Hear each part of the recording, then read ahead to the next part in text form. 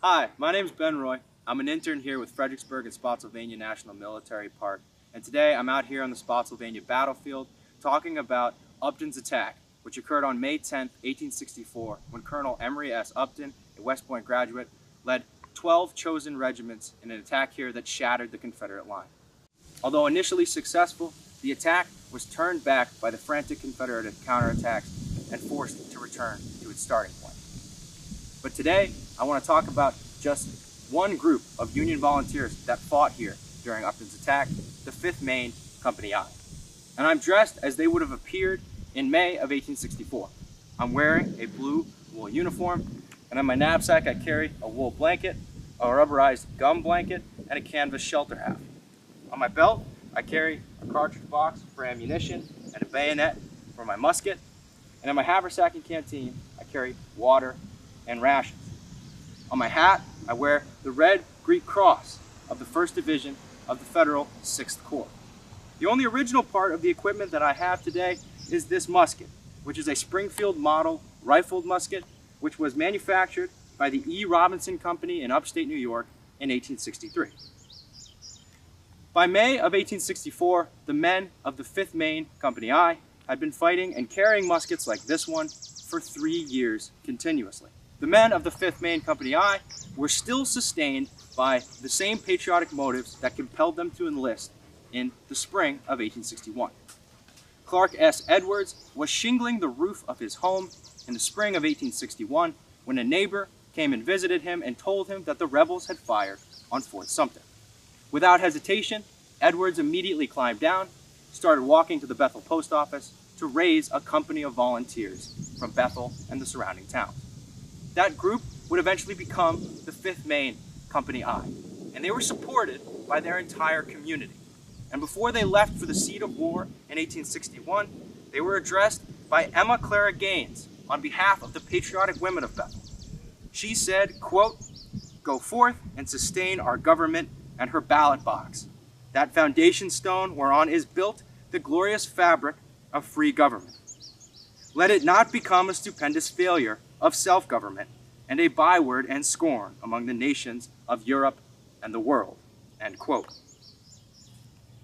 The 5th Maine would fight in every major engagement that the Army of the Potomac took part in, and would gain a reputation as an elite fighting unit. And for that reason, it was one of the chosen 12, a dozen hand-picked regiments that were selected by Federal High Command to make a special attack here on the Mule Shoe Salient during the battle for Spotsylvania Courthouse. Under the command of Colonel Emory S. Upton, the chosen 12 would make a column-style attack, with 3 regiments in front and the rest massed in depth behind them. Each regiment numbered between 300 to 500 men by this point in the war, and Upton was attacking with roughly 5,000 volunteers. The 5th Maine was one of the front 3 regiments, standing on the far left, and it would be exposed to enemy fire from the moment it emerged from the tree line behind me to when it surged over the Confederate earthworks here, where I'm standing now. When the attack began, the 5th Maine surged across the field behind me and over the Confederate earthworks, falling on its defenders. They would fight fiercely and break the Confederate line here. Although Federal attacks elsewhere on the Mule Shoe Salient failed, and Confederate leadership was able to push elements of 7 different brigades into the breach, forcing Upton's men back across the earthworks, where they fought face to face until dark, when Upton's force was ordered to return to its starting place. When they arrived there, men of the Vermont Brigade who participated in the attack reported sobbing in anger and frustration. The casualties they sustained were very heavy. The 5th Maine went into the attack with 17 officers and lost 11 of them, killed, wounded, and captured. And the regiment itself suffered over half its number in casualties.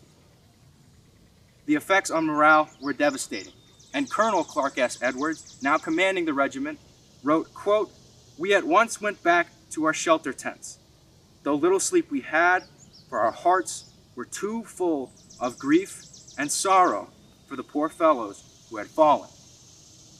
When the camp became still, I took a candle and moved quietly from tent to tent, many of which I found vacant, while others had but one occupant." End quote.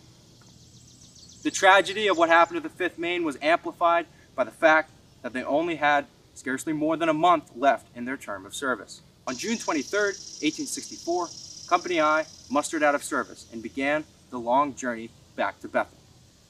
Of the original 50 who left Bethel in the spring of 1861, only 7 returned with the colors of the regiment, and only 1 of them had been physically untouched by the war. But the scale of this suffering and sacrifice did not dim the men's vision of the meaning of their service. Clark Edwards would write long after the war, quote, "Our memories are filled with the recollections of the terrible scenes then witnessed. As great as was the sacrifice of life and of money, it was not in vain. All that we are today as a nation and as a people may be attributed to the success of the boys in blue." End quote.